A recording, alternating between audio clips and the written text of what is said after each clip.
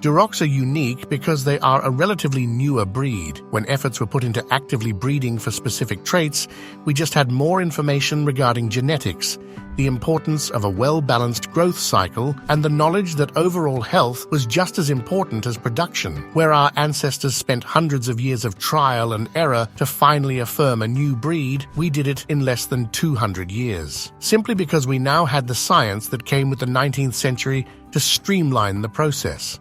The result was a durable, red-marbled wonder that is at the top of every list as the best pig to keep, no matter what size you're farming at. The Duroc is as American as apple pie and pickup trucks, and like everything on its home soil, it's big, productive, and it's just about as impressive as it gets. The original old Durocs were called Berkshire pigs, and they were bred in Europe hundreds of years ago. They were brought along with the first pioneers. But with colonization also came other breeds of pigs, specifically African pigs that came along aboard slavers' ships. The Berkshire had lots of meat, and the African pig was incredibly tough and adaptable. And it's no surprise that these traits were bred together. Back then, the attempt was to breed a new swine that was fast to mature and one that could supply the highest weight possible for the least amount of effort. In other words, the perfect pig for commercial purposes. And it worked marvelously. The Duroc quickly became massively popular, and they spread throughout the United States and South America.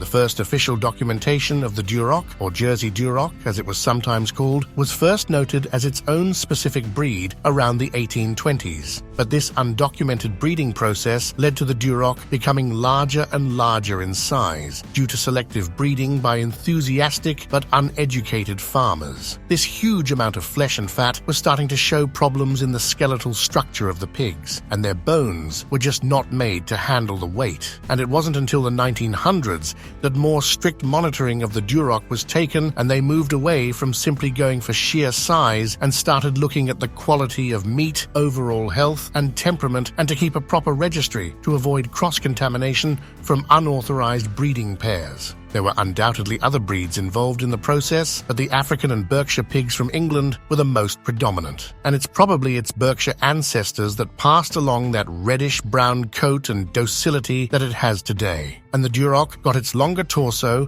and more muscled physique from its African side. It was named after Napoleon Bonaparte's first-in-command, General Giraud Duroc. As the 1900s set in, the Duroc's place in the United States and across the world was cemented, and for good reason. The next 100 years just fine-tuned its exceptional features, and the process is still very much ongoing. It's become much easier and more efficient with new technology to keep the perfecting process going strong. Right now, prized boars' genes are kept in freeze storage to inseminate sows long after they've passed away, and close tabs are kept on every single sample in storage and every registered breeding that's taking place. That's not to say that every single owner of Durocs is keeping with these regulations, but when you do go through the vetted and authorized breeders, you'll get only the best and most hardy piglets to bring onto your land. They now stand as a medium-sized domesticated breed, with a shorter height due to their stocky legs and a slightly longer torso than other pigs. Their shoulders and hips are wide and burly. A solid reddish-brown coat is an indicator of pure lineage, but it's not uncommon to find a little white, black, or dark brown spotting. And even those that don't come from registered breeding stock are easily distinguishable. That red tone always finds a way to come through somewhere. When fully mature, sows can reach anywhere between 210 and 300 kilograms. Boars can clock in as high as 400 kilograms. This porker is outstanding in all areas. Sows can deliver around a dozen piglets at a time, and they have a great track record of having healthy babies that they care for very well. They grow from birth to slaughter in just 3.5 months, faster than any commercially available breed. They reach ideal breeding maturity at around 6 months. Furthermore, their meat quality is top-notch. 72% of its hanging weight is made up of usable flesh after dressing. It's beautifully marbled, dark red, rich, and fantastic for any pork product, cured, fresh cut, or minced. They arguably have the least amount of waste after processing is done out of any other breed in the world. The Duroc has just enough fat to produce a tender and rich product, but not so much that it overwhelms the meat. The Duroc perfectly toes the line between juicy and lean. They are on the more docile side and exceptionally low maintenance, making them the preferred pig for both homesteads and large-scale farms. And keeping the Duroc is suited for just about any setting. Almost any pig can become aggressive if they're not socialized appropriately, and though the Duroc is much more passive than most other swine, care needs to be taken to keep them used to human interaction. And that doesn't just mean that they know that the people bring the food. A scratch and a special treat every now and then go a long way to keep them friendly towards people. And any pen with any livestock won't be a peaceful one if you keep more than one mature male among females in heat. And once it becomes clear that a sow is pregnant, you'll have to separate her from the boars. Tiny piglets will be trampled not only by boars but also by other sows in the pen. But besides that precaution and some socialization, Durocs are incredibly easy to manage. They are hardy and they aren't picky about the climate they are in. During winter, Durocs will grow an insulating layer of fur to keep warm and shed it again in summer. Durocs much prefer being outside. They'll appreciate a cover over their heads when the weather is cold and they want to turn in for the night. But during the day, even when the snow is at its deepest, you'll find them outside rooting around to their heart's content. As far as disease goes, you really have nothing to worry about. The only potential danger to look out for is to not feed pigs any kind of meat products. It's not that they can't eat it safely, it's just that it's a hotbed for bacterial and parasitic infections, so it's best to be avoided entirely. But they'll be very pleased to munch on kitchen scraps,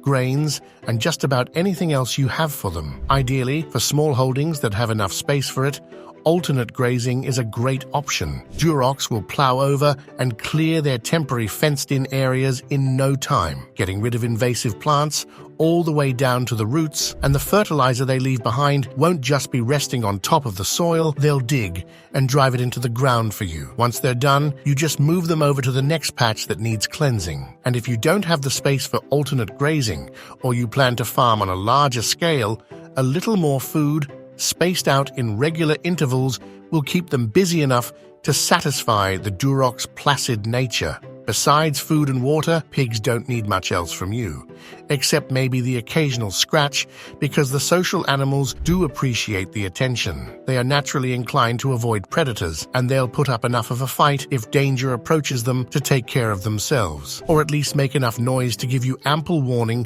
that there's a carnivore in the area. Other than that, you'll have the perfect animal to keep your land and your freezer occupied. You really don't have any cons when it comes to the Duroc. They were designed to meet just about every conceivable need you could wish for in a pig. Calm, robust, no nonsense, and high yielding, you couldn't ask for a better option, no matter how large or small your operation is. For the expert and for the novice, Durocs won't let you down. This red, floppy-eared swine is the gentle beast that's hailed as the top pick across the globe. And we agree with the experts, there just isn't a better pig out there. Have you ever kept a Duroc? What have your experiences with them been like? Or are you just starting to look at your options? If that's the case, do the Durocs look like they're going to find a place on your property after you've watched this video? Let us know in the comments below, and don't forget to leave a like and subscribe so you don't miss any new videos on the fascinating world of the livestock options you never knew were at your disposal. Until next time, remember that there's no limit to what your land can achieve if you're always adapting and learning.